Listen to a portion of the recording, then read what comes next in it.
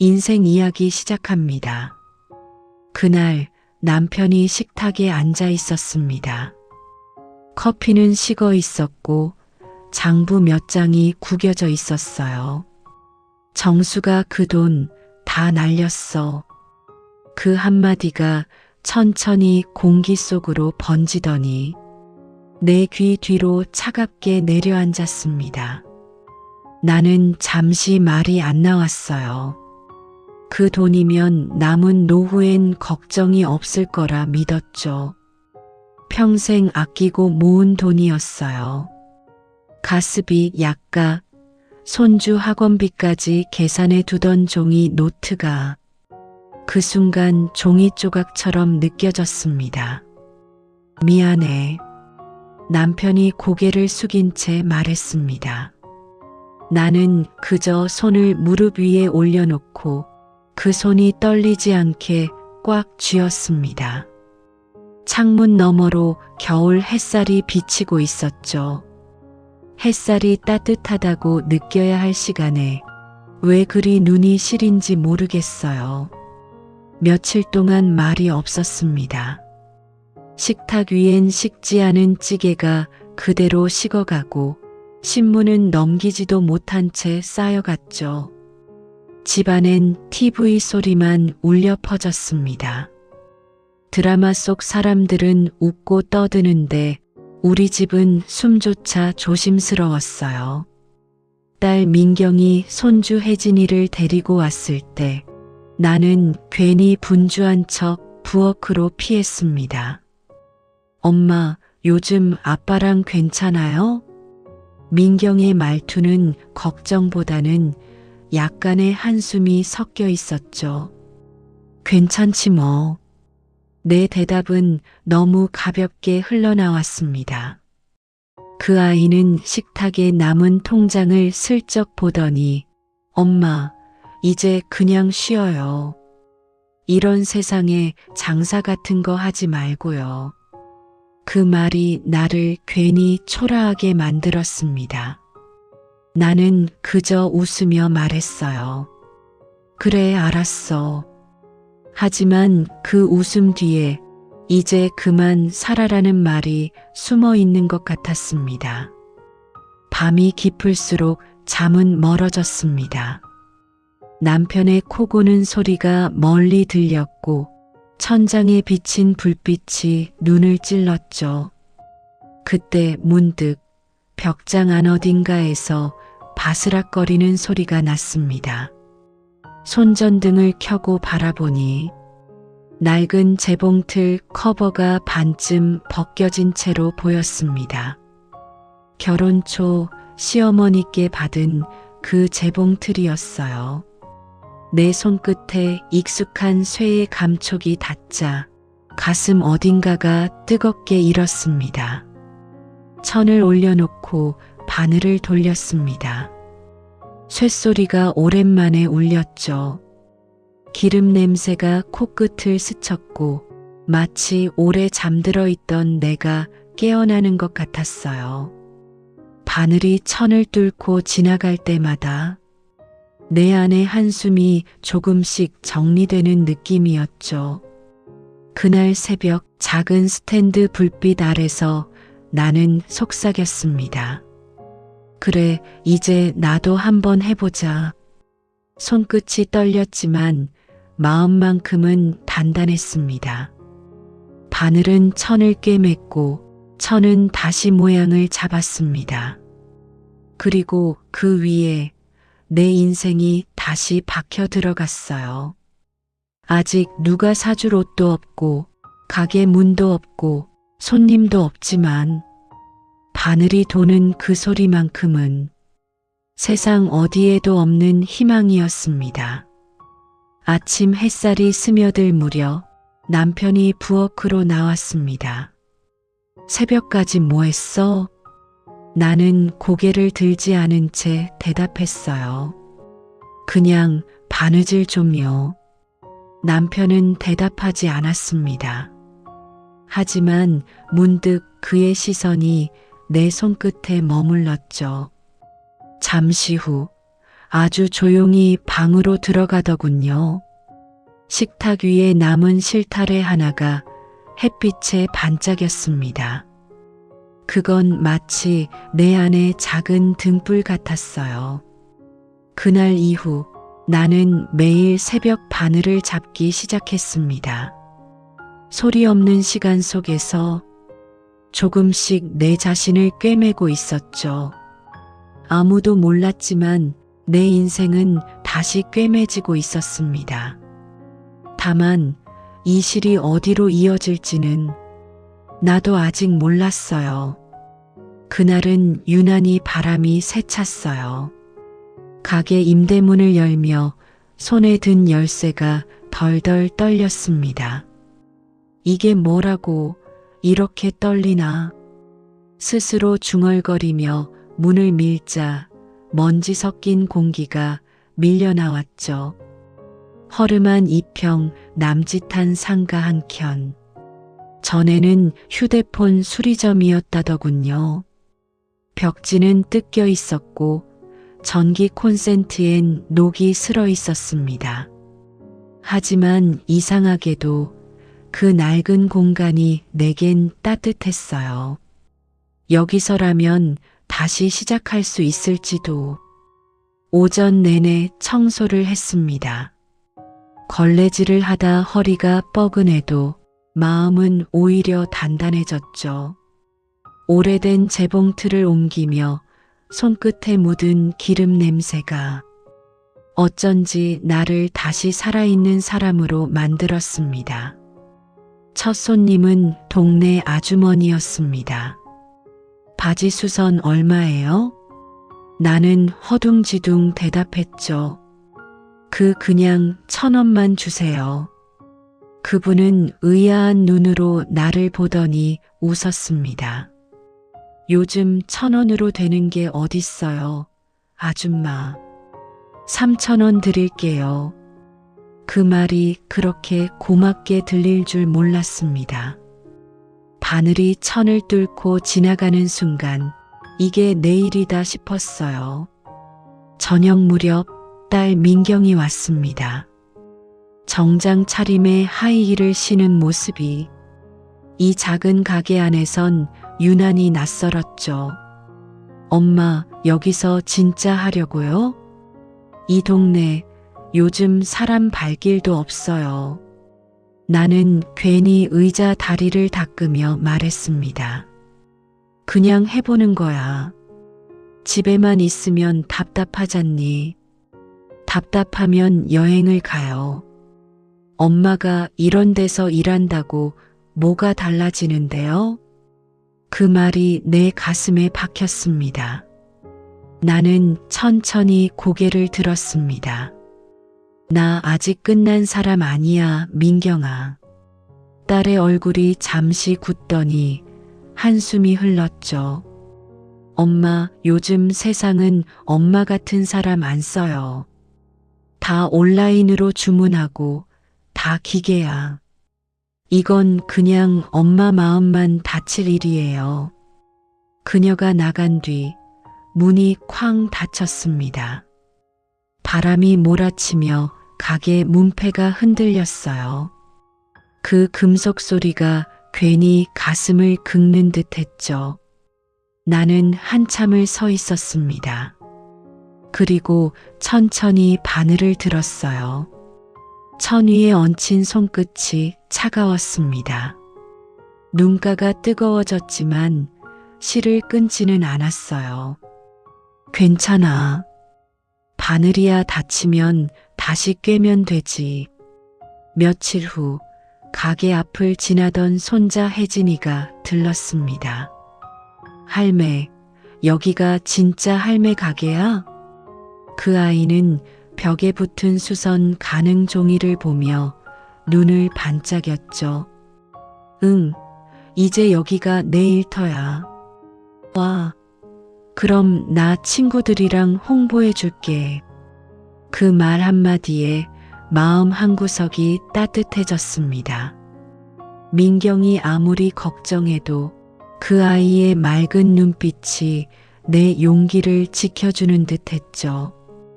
그날 밤 집에 돌아오니 남편이 말없이 TV를 보고 있었습니다. 손엔 막걸리 잔이 들려 있었어요. 오늘은 좀 어땠어? 그 물음에 나는 잠시 멈칫했습니다. 괜찮았어요. 손님도 오고요. 무리하지 마. 나 때문에 이렇게 된 거잖아. 당신 탓 아니에요.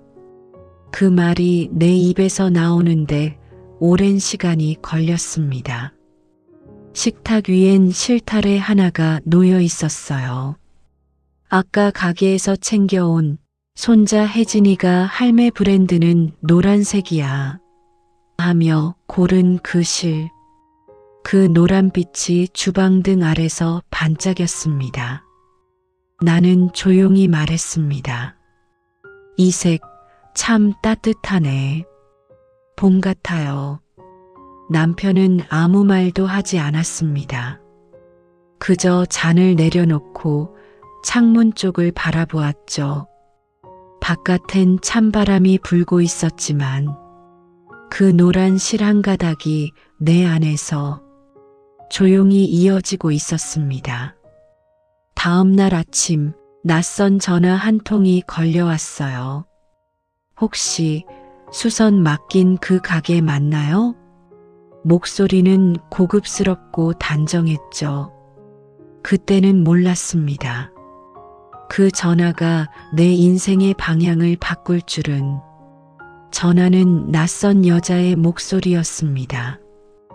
혹시 정숙 수선방 맞나요? 드레스 하나 맡기고 싶은데요. 말투가 단정했고 어딘가 품격이 느껴졌습니다. 나는 얼떨결에 네, 가능해요. 라고 답했죠. 다음 날 오후 유리문을 밀고 들어온 여자는 도시 냄새가 나는 사람이었습니다. 차분한 코트, 단정한 머리, 그리고 은은한 향수 냄새. 이 옷 좀 봐주시겠어요? 그녀가 내민 건 고운 베이지빛 원피스였습니다. 실밥 하나가 풀려 있었지만 옷 자체가 고급스러워 보였어요. 혹시 중요한 자리 입을 옷인가요? 네. 이번 주 시어머니 생신이라서요. 그녀의 표정엔 약간의 망설임이 있었죠.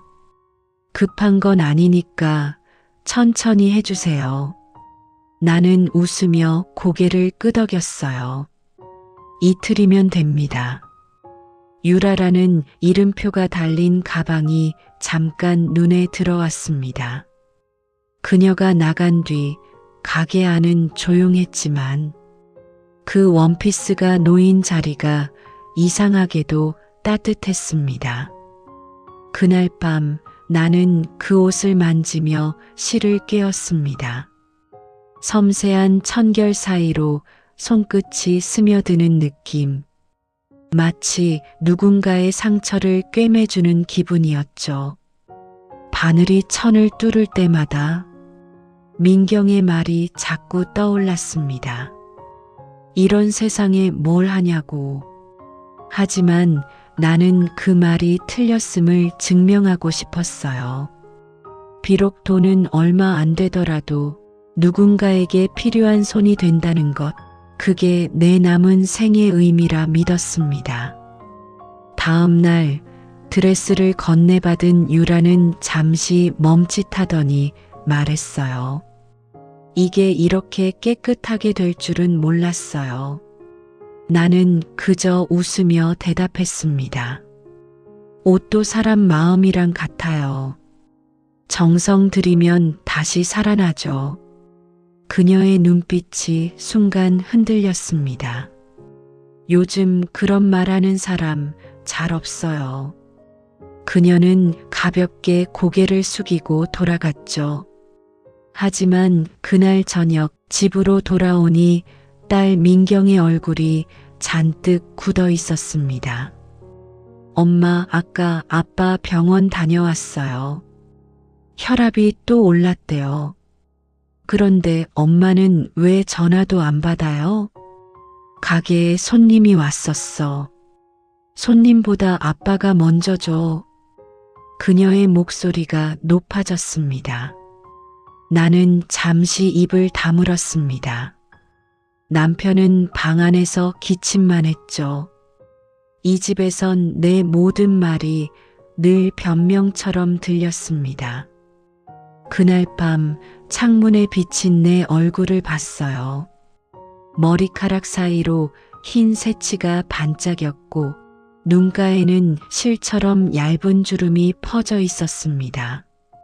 하지만 그 주름 사이로 이상하게도 어떤 빛이 스며들고 있었죠. 잠을 설친 채 새벽에 일어나 가게로 나왔습니다. 길가엔 신문이 나뒹굴고 가게 문틈으로 찬바람이 스며들었죠. 나는 스위치를 켜고 재봉틀에 앉았습니다. 기계가 드르륵 소리를 내며 돌아가기 시작했습니다. 정수가, 이제 내가 내 인생 꿰매는 거야. 스스로에게 그렇게 말하며 바늘을 돌렸습니다. 손끝이 아려왔지만 멈추지 않았습니다. 바늘 아래서 천이 부드럽게 이어질 때마다 내 안의 두려움이 조금씩 줄어드는 걸 느꼈습니다. 정오 무렵 문이 열리며 유라가 다시 들어왔습니다. 혹시 이름 써도 될까요? 이름이요? 제가 SNS에 소개하려고요. 요즘 이런 손길이 귀해서요. 나는 손사래를 쳤습니다. 그런 거 몰라요. 그냥 동네 가게예요. 그래도 괜찮을까요? 그녀의 미소가 낯설게 따뜻했습니다. 그 순간 내 안에서 작은 희망의 불씨가 피었습니다. 그날 집으로 돌아오는 길, 저녁놀 속에서 내 그림자가 길게 늘어졌어요. 누군가에게 다시 필요한 사람이 된다는 것, 그게 이렇게 따뜻한 일인 줄 몰랐습니다. 다음 날 아침, 가게 문 앞엔 낯선 고급 차량이 서 있었습니다. 그 차 안에서 내 이름을 부르는 목소리가 들렸죠. 박정숙 씨 맞으시죠? 나는 그 순간 알았습니다. 내 인생의 바늘이 이제 전혀 다른 천을 꿰매려 한다는 걸. 아침 공기가 유난히 차가웠어요. 가게 앞 인도엔 낙엽이 소복이 쌓여 있었죠. 그날따라 바늘이 잘 안 잡혔습니다.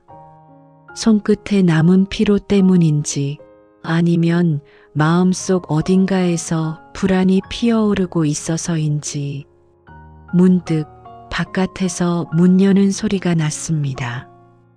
검은색 세단에서 내리던 여자가 있었죠. 어제의 그 손님 유라였습니다. 이번엔 예의 차림이 아니라 조금 지쳐 보였어요. 혹시 오늘 괜찮으세요? 잠깐 이야기 좀 하고 싶어서요. 나는 어색하게 앞치마를 정리하며 고개를 끄덕였습니다. 커피 대신 보리차를 내왔습니다. 손님이라기보단 이웃 같은 느낌이었죠. 유라는 찻잔을 두 손으로 감싸며 한참을 말없이 있었습니다. 제가 사실 그녀가 천천히 말을 꺼냈어요. 시어머니 생신이라고 했던 그 자리요. 그게 그냥 가족 모임이 아니었어요. 언론이 오는 큰 행사였죠. 나는 고개를 끄덕였습니다. 그녀의 표정엔 미묘한 떨림이 있었어요. 그런데 어제 그 옷 덕분에 제가 처음으로 칭찬을 받았어요. 시어머니가 웃으셨거든요. 그분 거의 평생 저한테 그런 미소 안 지으셨는데 유라의 눈가가 조금 붉어졌습니다. 나는 아무 말도 하지 않았습니다. 대신 조용히 찻잔을 그녀 쪽으로 밀어주었죠. 그녀는 잠시 미소를 짓더니 말했습니다. 박 선생님 손은 신기해요. 옷이 아니라 사람을 고치는 것 같아요. 그 말이 묘하게 마음에 남았습니다. 그녀가 돌아간 후 나는 한참 동안 바늘을 들지 못했습니다. 누군가 내 손끝에서 위로를 받았다는 사실이 낯설면서도 감사했어요. 그날 저녁 민경이 다시 전화를 걸어왔습니다. 엄마, 혜진이가 학교에서 할머니 자랑했대요. 친구들한테 우리 할매 CEO야. 그랬다네요. 그 말을 듣는 순간 웃음이 새어나왔습니다. CEO라니 그게 무슨 소리야. 애가 자꾸 가게 얘기를 하더라고요. 그래도 즐거워 보이네요, 엄마. 그녀의 목소리엔 조금의 부드러움이 섞여 있었습니다. 응, 괜찮아. 이제야 좀 살아있는 기분이야. 통화가 끝난 뒤 나는 천천히 전등을 껐습니다. 불이 꺼진 가게 안에서도 바늘이 있는 자리만은 이상하게 반짝이는 것 같았죠. 며칠 후 유라가 다시 찾아왔습니다. 이번엔 커다란 옷상자를 들고 있었어요. 박 선생님, 부탁드릴 게 있어요. 그 상자 안엔 예복이 여러 벌 들어 있었습니다. 이 옷들이 전부 제 시어머니 거예요. 그분이 직접 손댄 걸 남기고 싶다고 하시더라고요. 그녀의 목소리가 조심스러웠습니다. 혹시 손봐 주실 수 있을까요? 나는 잠시 옷감 위에 손을 얹었습니다. 묵직한 실크의 감촉이 손끝으로 스며들었죠. 이건 오래된 옷이네요. 네, 시어머니께서 결혼 초에 직접 만든 거래요. 그 말에 나는 고개를 들었습니다. 유라의 얼굴엔 묘한 슬픔이 어려 있었죠. 옷감이 좋네요. 잘 복원해 볼게요. 감사합니다. 선생님 말투 들으니 마음이 편해져요. 그녀는 잠시 머뭇거리다 덧붙였습니다. 사람들이 저를 재벌 며느리라 부르지만 가끔은 그 이름이 너무 무겁습니다. 나는 미소 지었습니다. 옷이든 사람 이름이든 너무 무거우면 풀어야죠. 풀어야 다시 꿰맬 수 있으니까요. 그녀가 그 말을 듣고 눈을 깜빡였습니다. 선생님, 그 말 꼭 기억할게요.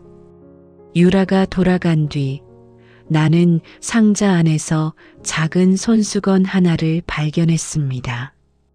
흰면 위에 연한 분홍색 실로 유자가 수놓여 있었습니다. 아마 시어머니가 수놓은 글자겠죠. 그 손수건을 손에 쥐는 순간 묘하게 가슴이 먹먹해졌습니다.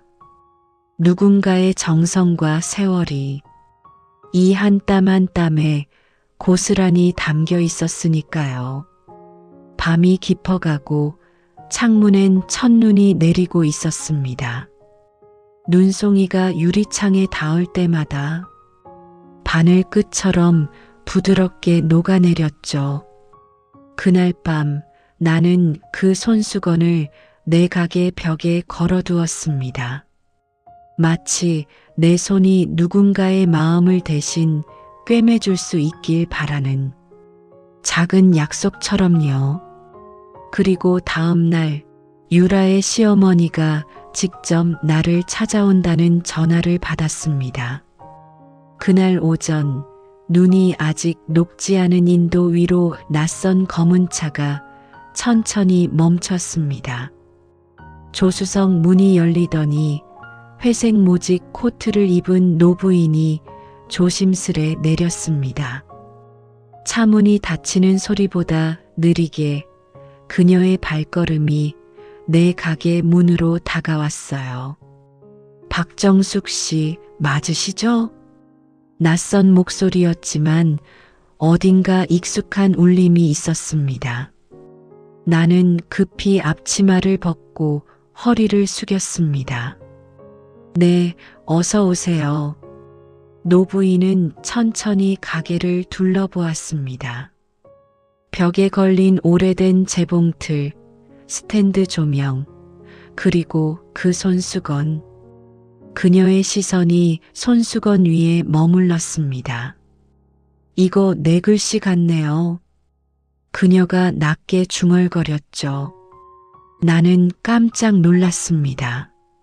아, 그건 따님이 주신 옷상자 속에 있던 손수건이에요. 노부인은 고개를 끄덕이며 의자에 앉았습니다. 그 아이가 그걸 맡겼군요. 내가 수놓은 건데 언젠가 다시 보고 싶었어요. 그녀의 손가락 끝엔 세월이 고스란히 묻어 있었습니다. 마디가 굵고 손등엔 검버섯이 피어 있었지만 그 손끝이 손수건을 어루만질 때의 표정은 마치 시간을 되돌리는 듯 했습니다. 요즘은 이런 바느질을 하는 사람 찾기 힘들죠. 그녀의 목소리는 부드럽지만 어딘가 단단했습니다. 당신 바느질을 보고 싶었어요. 제걸요? 그래요.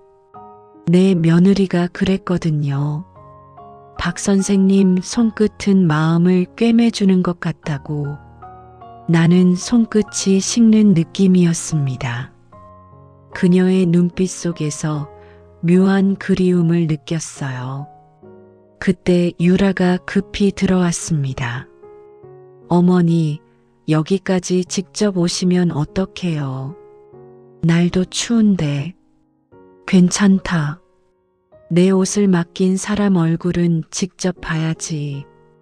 그녀는 미소를 지었지만 그 미소 뒤엔 묵은 피로가 비쳤습니다. 어머니, 이분은 제가 정말 존경하게 된 분이에요. 유라의 말에 나는 머뭇거리며 인사를 건넸습니다. 별것 아닌 가게예요. 그냥 옛날 솜씨로 하는 거죠. 그 옛날 솜씨가 지금 세상에선 제일 귀하지요. 노부인은 조용히 가방에서 낡은 드레스 한 벌을 꺼냈습니다. 아이보리색이었지만 세월의 얼룩이 군데군데 남아 있었죠. 이 옷 1970년에 내가 직접 만든 거예요. 그때 내가 입을 줄도 몰랐던 천이었지요. 그녀는 잠시 숨을 고르고 말을 이었습니다. 당시 이 옷을 만들던 재봉소 이름이 뭐였더라? 은정양재소였지. 그 말을 듣는 순간 내 손끝이 멈췄습니다. 은정양재소. 그건 20살에 내가 처음 바느질을 배우던 곳이었습니다. 혹시 사장님 성함이 김은정이셨나요? 노부인이 놀라 눈을 크게 떴습니다. 당신 김은정이 키우던 그 정숙 씨? 시간이 멈춘 듯 했습니다. 기억이 한꺼번에 밀려왔습니다. 그때 나는 그 가게에서 배운 기술로 첫 월급을 받아 동생 학비를 냈고 그 후로는 결혼하며 바늘을 놓았죠. 세월이 흘러 다시 바늘을 잡은 지금 그 시절의 인연이 이렇게 돌아올 줄은 몰랐습니다. 그땐 정말 어린아이였는데 세월이 이렇게 돌고 도는구나. 노부인의 눈가가 붉어졌습니다. 내가 그때 당신한테 실수를 했어요. 당신이 만든 원피스를 다른 사람 이름으로 내보냈지요. 그게 마음에 걸렸어요. 나는 잠시 말이 막혔습니다. 그 일이 생각났습니다. 20살 여름 열심히 만든 원피스가 사장님 작품으로 신문에 실렸던 날. 그때 나는 울지도 못한 채 가게를 떠났었죠. 그 일이 아직도 기억나세요? 내가 묻자 노부인은 고개를 끄덕였습니다. 그게 내 죄였어요. 그래서 당신이 만든 옷만 보면 늘 마음이 아팠어요. 가게 안이 고요했습니다. 바늘 소리도 거리의 소음도 멎은 듯 했죠. 유라가 우리 둘을 번갈아 보았습니다. 어머니, 그런 일이 있었어요? 그래, 사람은 나이를 먹어도 마음속에 미안함은 낫지 않더구나. 나는 천천히 웃었습니다. 이상하네요. 전 이제야 그 이야기를 들으니 오히려 가벼워요. 그 덕분에 다시 바늘을 잡았으니까요. 노부인은 내 손을 꼭 잡았습니다. 그 손끝이 떨리고 있었지만 그 떨림이 이상하게 따뜻했습니다. 그녀가 돌아간 뒤 나는 오래된 드레스의 단추를 하나씩 잠갔습니다. 바늘 끝이 떨렸지만 마음은 잔잔했습니다. 오래된 상처는 생각보다 쉽게 다치지 않지만 누군가의 손끝이 닿으면 그 자리부터 천천히 꿰매지기 시작한다는 걸 알았어요. 그날 이후 가게의 전화벨은 하루에도 수십 번 울렸습니다. 혹시 SNS에 나온 그 수선집 맞나요? 드레스 맡기고 싶은데 예약 가능할까요? 유라가 내 이야기를 세상에 올린 뒤 작은 가게 앞엔 낯선 사람들의 발걸음이 이어졌습니다. 한겨울의 찬바람 속에서도 쇼윈도 앞엔 옷걸이가 빽빽이 걸렸죠. 처음엔 믿기지 않았습니다. 오래된 재봉틀이 내 인생을 다시 돌려놓을 줄이야. 남편도 딸도 처음엔 그저 한철일 거다라며 말렸지만 나는 매일 새벽 불을 켰습니다. 기계가 돌아가는 드르륵 소리 속에서 오랜 세월 잠들어 있던 내 심장이 함께 뛰었죠. 그러나 기쁨은 오래가지 않았습니다. 어느 날 손님이 맡긴 원피스를 찾으러 왔는데 그 옷이 보이지 않았습니다. 아무리 찾아도 없었어요. 머릿속이 새하얘졌죠. 며칠 전 들렀던 낯선 젊은 남자의 얼굴이 스쳤습니다. 할머니, 여기 수선된 옷 이거죠?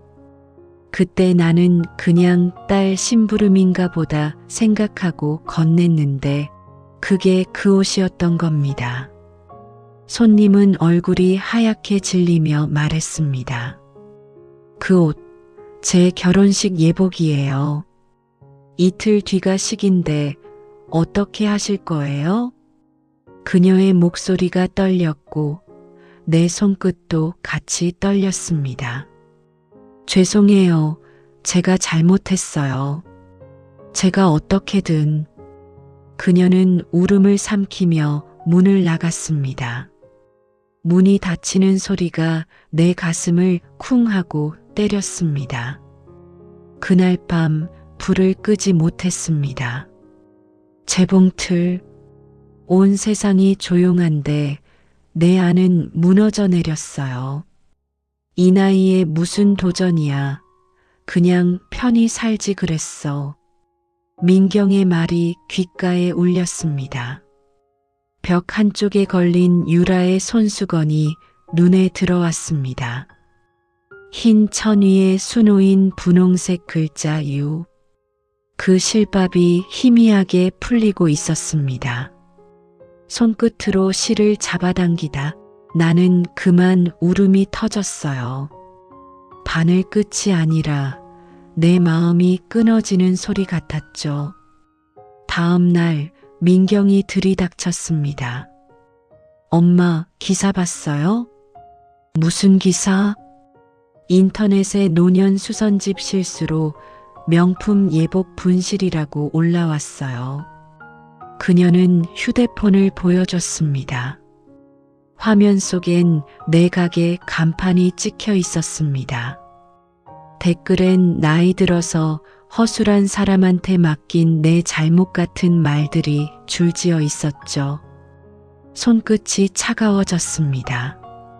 엄마, 이제 그만 접어요. 사람들이 이렇게 말하는데 어떻게 버텨요? 민경의 목소리는 걱정이었지만 내게는 단칼 같았습니다. 나는 천천히 고개를 들었습니다. 그만두면 정말 아무것도 안 남아. 엄마, 나는 이 일로 다시 숨쉬게 됐어. 이 바늘 없으면 나도 없어. 그 말이 끝나자 방 안은 고요했습니다. 민경이 한참을 바라보다 조용히 문을 닫고 나갔습니다. 남편은 아무 말도 없이 라디오만 틀었습니다. 낡은 라디오에서 옛 노래가 흘러나왔죠. 세월이 가면. 가수의 목소리가 허공에 퍼지는데 눈물이 멈추질 않았습니다. 며칠 동안 손님은 오지 않았습니다. 유리문에 붙은 영업 중 팻말이 무색할 만큼 가게 안은 고요했죠. 그런데 눈이 내리던 어느 날 아침, 문이 열리고 익숙한 향기가 들어왔습니다. 유라였습니다. 그녀는 조용히 내 앞에 앉아 말했습니다. 박 선생님, 그 옷 잃어버린 분 제 친구예요. 나는 놀라 고개를 들었죠. 그렇지만 그 친구가 그러더라고요. 그 옷은 잃었지만 마음은 덕분에 꿰매졌다고. 나는 아무 말도 할 수 없었습니다. 유라는 잠시 내 손을 잡으며 말했습니다.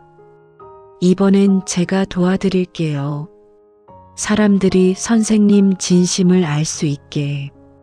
그녀의 손끝이 따뜻했습니다. 오랜만에 사람 체온을 느꼈어요. 그 순간 눈물 사이로 작은 빛 하나가 스며드는 게 보였습니다.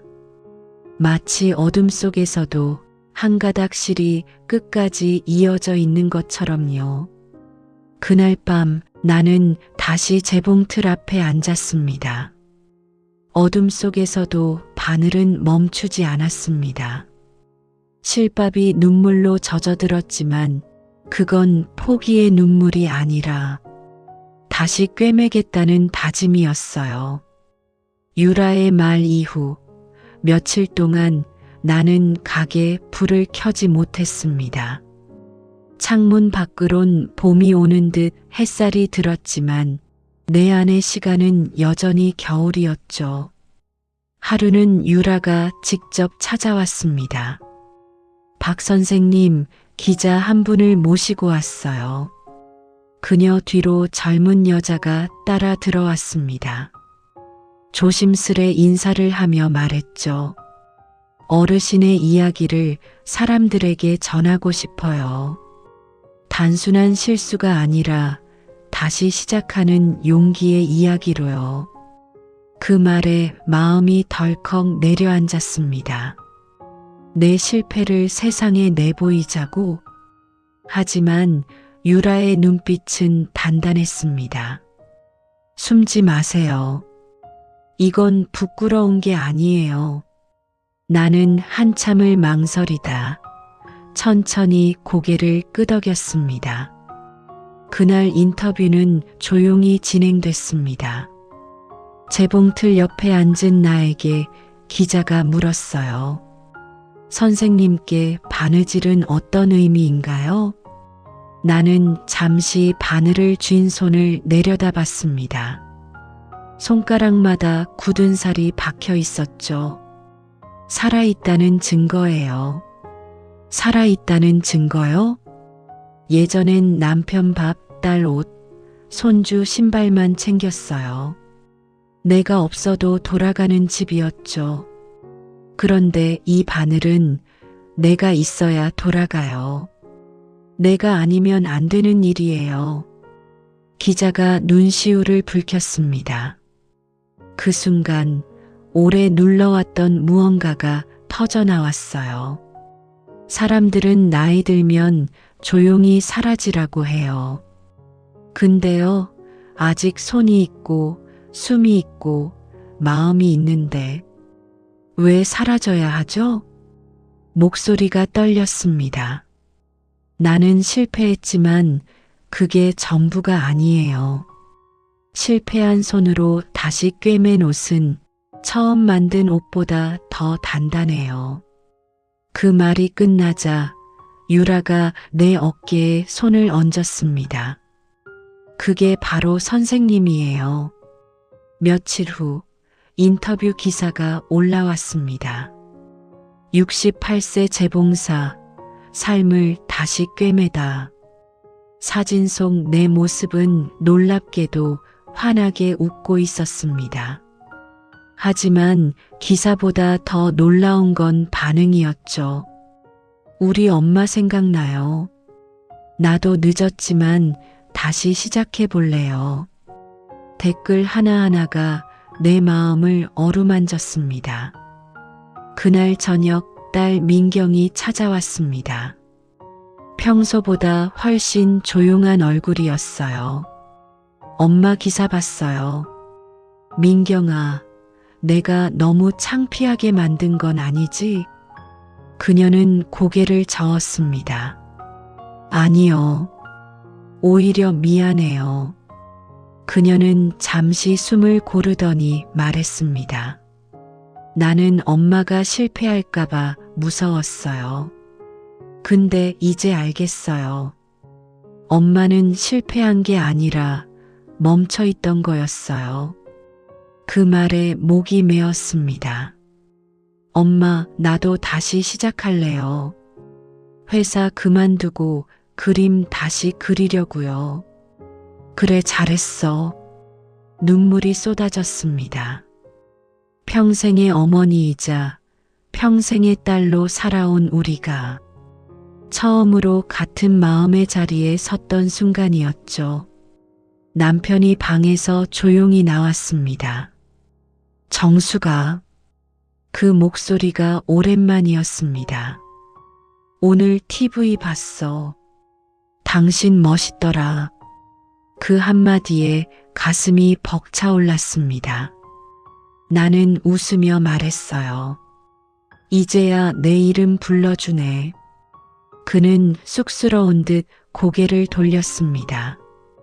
그동안 미안했어. 당신은 늘 나보다 강했어. 그 말이 지난 수십 년의 침묵보다 더 컸습니다. 밤이 깊어지자 가게 불을 다시 켰습니다. 바늘이 돌아가며 드르륵 소리를 냈습니다. 이젠 그 소리가 두렵지 않았습니다.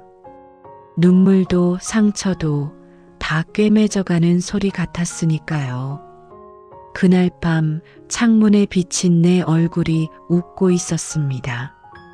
젊을 때보다 주름은 늘었지만 그 주름 사이로 빛이 새어나왔어요. 정숙 씨, 이젠 진짜 당신 인생을 꿰매요. 스스로에게 그렇게 속삭였습니다. 봄은 조용히 찾아왔습니다. 가게 앞 목련이 가장 먼저 피었죠. 바람에 흩날리는 흰 꽃잎이 유리창에 부딪힐 때마다 나는 바늘을 멈추고 잠시 바라보곤 했습니다. 간판도 새로 바꿨어요. 다시 봄 수선방. 유라가 지어준 이름이었습니다. 다시 봄처럼 피어나라는 뜻이에요. 그녀의 말에 나는 그저 고개를 끄덕였죠. 정말 봄 같았거든요. 이젠 손님들이 먼저 웃으며 들어옵니다. 기사 보고 왔어요. 이 손길이 진짜네요. 나는 여전히 천천히 조심스럽게 바늘을 움직입니다. 내 손끝이 누군가의 삶을 다시 꿰맨다고 생각하면 한 땀 한 땀이 경건해집니다. 가게 한켠엔 유라의 시어머니가 두고 간 그 아이보리 드레스가 걸려 있습니다. 빛바랜 옷이지만 지금은 완전히 다른 의미로 반짝였죠. 그 옷은 이제 내게 시간의 교과서 같았어요. 흠집도 얼룩도 세월도 다 꿰매진 채로 살아있는 흔적. 어느 날 딸 민경이 찾아왔습니다. 혜진이를 데리고요. 할매, 나 학교 과제에 할매 얘기 썼어. 혜진이가 자랑스럽게 내밀었습니다. 하얀 종이에 이렇게 적혀 있었죠. 우리 할머니는 실패를 꿰매는 사람입니다. 그 문장을 보는 순간 나는 울지도 웃지도 못했습니다. 다만 가슴이 따뜻하게 부풀었죠. 민경은 조용히 내 곁에 앉았습니다. 엄마, 요즘은 내가 엄마 보면서 배워요. 세상 무너져도 다시 꿰매면 된다는 거. 그 말에 나는 딸의 손을 꼭 잡았습니다. 그 손이 어릴 적 내 품에서 놀던 그 손 같았어요. 남편도 요즘은 매일 저녁 가게 앞을 지납니다. 문득 들어와 말없이 전구를 갈아주거나 난로에 기름을 채워놓고 갑니다. 당신 일하는데 불 꺼지면 안 되잖아. 그 말 한마디가 20년 전보다 더 따뜻했습니다. 저녁이 내려앉은 가게 안, 라디오에서 봄 노래가 흘러나왔습니다. 그대 떠난 자리에 봄이 오면 나는 조용히 재봉틀 스위치를 내렸습니다. 기계의 소음이 멈추자 세상도 잠시 고요해졌죠. 창문 밖엔 노을이 퍼지고 있었습니다. 햇살의 실타래가 반짝였습니다. 그 노란빛은 언젠가 손자 혜진이가 골라준 색이었죠. 이젠 내 삶의 색이기도 했습니다. 나는 실을 잘라 한쪽 벽에 붙였습니다. 붉은 실, 푸른 실, 노란 실. 수십 년의 시간들이 엮여 있었습니다. 그리고 그 위에 흰 손수건 하나를 걸었습니다. 유라의 시어머니가 내게 남긴 그 손수건. 유자가 수놓인 그 천 위에 나는 세 글자를 덧수 놓았습니다. 정. 유라와 나의 정. 서로의 실이 하나의 선으로 이어졌습니다. 문득 가게 문을 두드리는 소리가 났습니다. 문을 열자 유라가 서 있었습니다. 선생님, 저 이제 시어머니 가업을 물려받게 됐어요. 그런데 제 첫 컬렉션 이름 다시 봄으로 하려 해요. 나는 놀라 웃었습니다. 그 이름 이제 세상으로 나가는 거네요. 선생님 이름도요. 라벨에 박정숙 핸드메이드라고 새길 거예요. 눈물이 왈칵 쏟아졌습니다. 내 이름이 옷에 새겨진다니. 이제 세상에 꿰매질 차례예요. 우리는 함께 웃었습니다. 문 밖엔 노을빛이 퍼지고 길가의 목련이 바람에 흩날렸습니다. 그날 밤 집으로 돌아가는 길에 하늘을 올려다보았습니다. 겨울을 견딘 가지마다 연두빛이 올라오고 있었죠. 내 나이 68, 인생의 봄은 늦게 왔지만 그래서 더 고마웠습니다. 이제 나는 두렵지 않습니다. 바늘이 끊어져도 다시 꿰매면 되고 하루가 무너져도 다시 세우면 됩니다. 손끝으로 세상을 꿰매며 배운 건 단 하나. 봄은 기다린 사람에게 반드시 돌아온다는 사실이었어요. 오늘의 이야기가 여러분들의 마음에 작은 울림과 위로가 되었다면 구독과 좋아요를 눌러주세요. 앞으로도 여러분들에게 위로가 될 이야기로 찾아뵙겠습니다. 감사합니다.